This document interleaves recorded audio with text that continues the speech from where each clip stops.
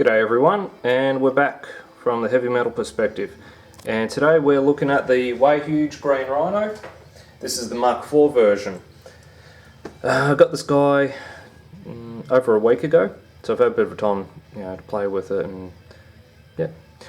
So okay, let's have a look. We have a very smart easy access battery compartment now, which is handy. There's a rechargeable, and you get a little bit of cable obviously to get the battery out. Now, which I did panic about because when I first got the pedal, the actual plug was like half in, almost in the bloody pedal, so there was a little bit of a panic, but that's all taken care of.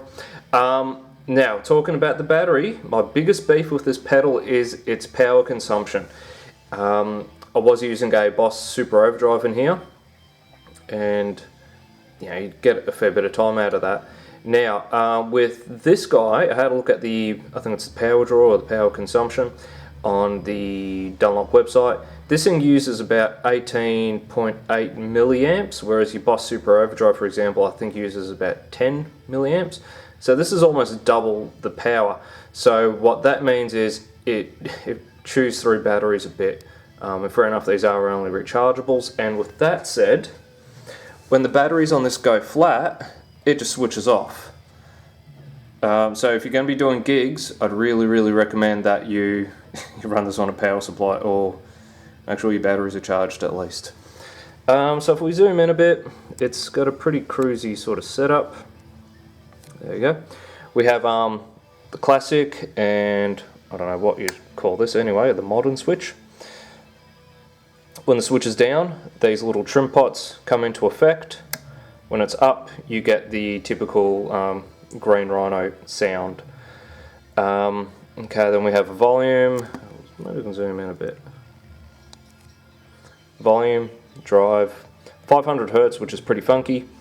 Tone knob, which according to the website or the video that George Trips did on this, it works more like a typical tone control on your guitar. So when it's all the way up, apparently it's bypass, or maybe not bypass, but your signal goes right through.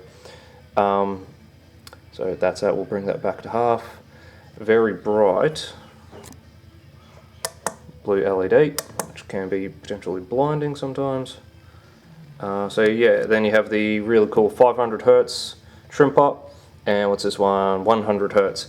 So even with this at neutral, because there is like a little indentation in there where it wants to stay still, so even with this at neutral, it still adds a bit of bass compared to the classic mode.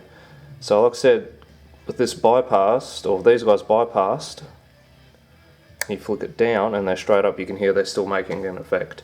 So when that's up, it's definitely cutting bass, but we'll come back to that. So what we'll do, we're going to run it into, you're probably not going to see it. There's the top of my Laney Ironheart, so I'm going to zoom in, come back a bit, there you go. So what we're going to do, I'm just going to quickly show you some sounds through the clean channel on the Laney, and then we'll get into the dirty channel and some lead stuff as well. So I'm going to grab my guitar. And today's guitar is my beloved Edwards FR130GT with a JB and a 59. So clean, no reverb or anything. Start with everything straight up.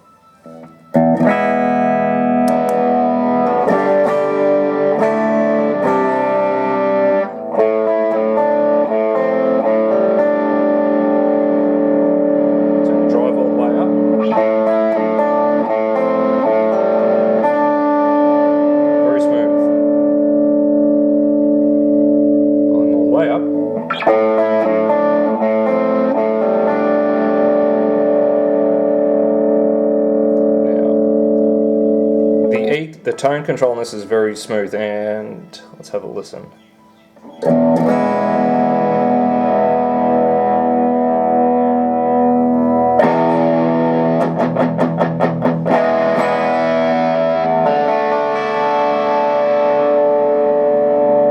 it's just a nice gentle sweep. It doesn't get too extreme one way or the other.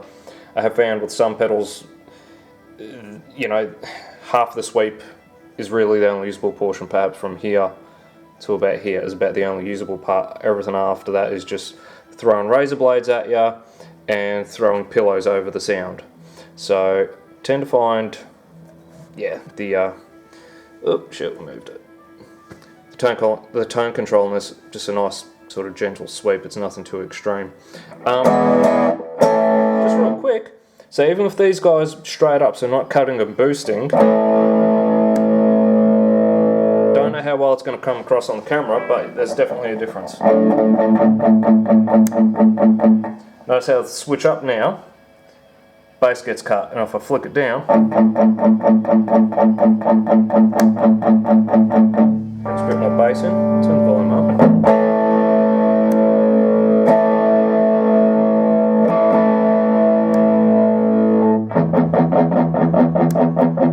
Cuts the bass. So that's that. That's a clean channel.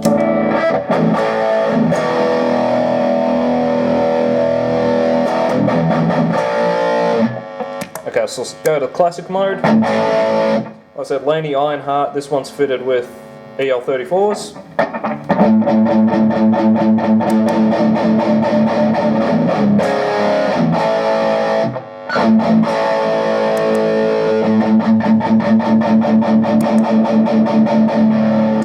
As you can see, it just adds some girth and some weight to the sound. Now if I bring, this is basically how I've been using it. Pretty much like that. I do find with my overdrive pedals, if you bring the drive up just a touch, it just helps thicken up the sound a little bit. Maybe it's just a bit more compression or something, but if I show you that.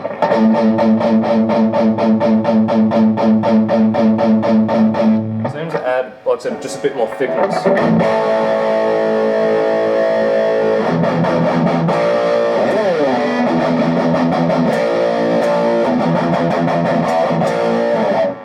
Let's go through volume. Nothing.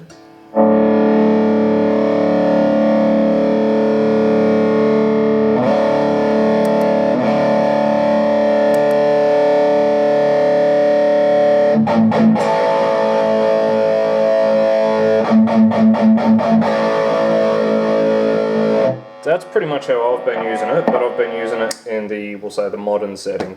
So if we go, it'll probably be a bit beefier here.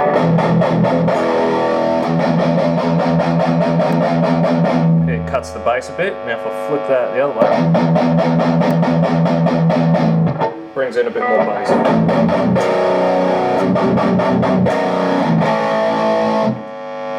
And that's still with the 100 Hz at neutral. It's not cutting or boosting.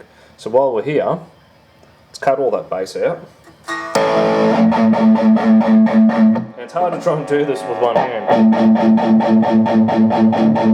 Here it's already bringing in the bottom end. Cut it again.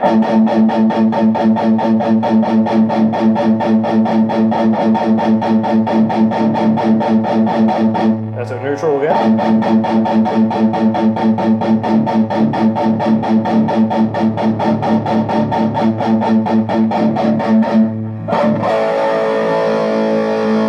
Pull out the mids.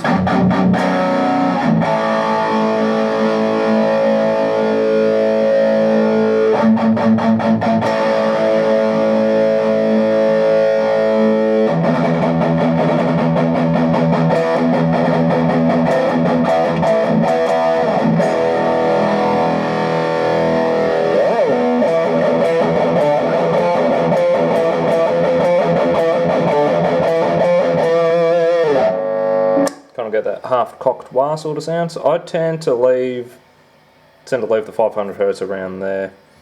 I'll say 2 o'clock. Tone control.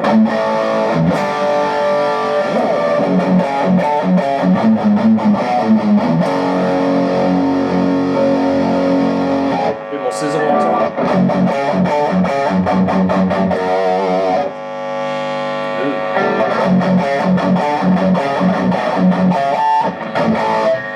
almost turned that into Anthrax's Medusa. Tone control seems to sit around there for me. Okie dokie. Now let's go to lead. Now, like I've always said about the Laney Ironheart, the reverb can be noisy, even on the clean channel. I have no idea why that is. So the rhythm set, lead, bring the volume up a bit.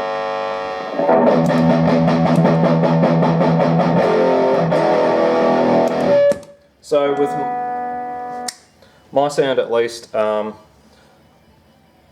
prefer to really take the high end out. So when you're playing, you know, further up the fretboard, it's not taking your head off with higher notes and then high frequencies. Yeah, it's one thing I really don't like. So we'll go to the rhythm setting one more time.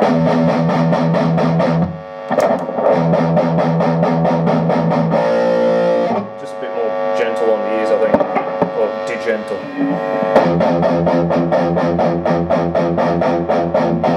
Yeah, a lot of the bass has gone down.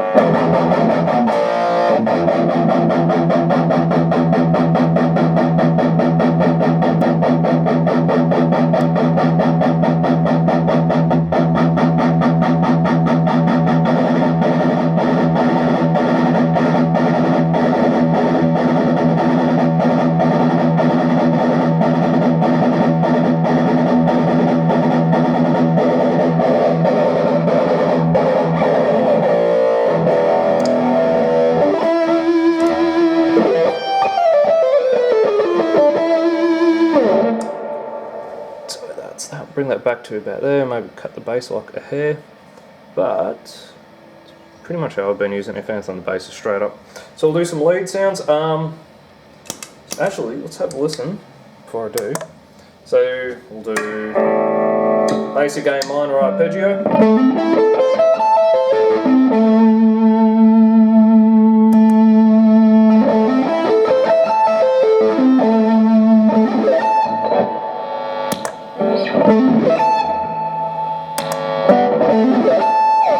And we're also using the Duncan 59 for all the lead stuff, okay?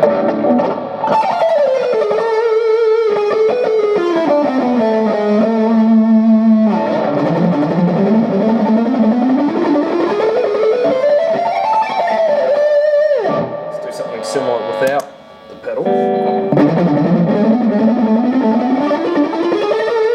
So even, like, I feel like I have to work a lot harder without that.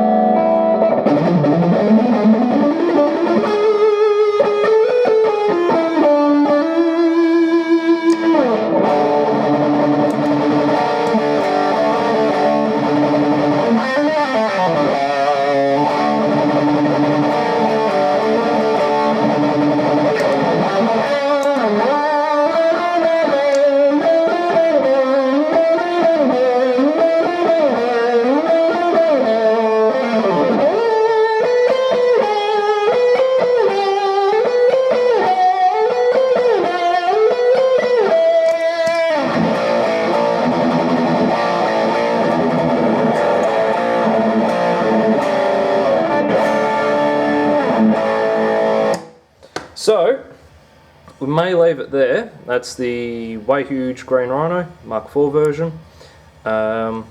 Pretty cool pedal. If you want a comparison video between this and the Boss Super Overdrive, let me know, because I'm thinking about doing it anyway. But if someone says they want that, then I may just hurry up and get it done. Like I said, cool pedal, pretty versatile. It's got some nice little trim pots here for a bit of added tonal versatility. Easy battery access compartment, so you don't need to get the bloody screwdriver out. Yeah, and another thing, it is different to the Boss Super Overdrive. I don't know, well, I know for a fact that the Boss Super Overdrive uses what they call asymmetrical clipping. I don't know what this is. I had a quick look, I couldn't really find too much, so yeah, it could be, I don't know, friggin' diodes and this and that's, but it sounds good, and that's the most important part. And like I said, it's pretty smooth. There's nothing too crazy going on with the EQ. We can only use it from here to here, the whole sweep is pretty darn friendly. So yeah, I'd recommend one. And even, this might seem silly, I'll back the camera up a bit more. Okay, even when you unplug it, I mean the jacks, they feel and sound sturdy. Very well built pedal, I'll give it that much for sure.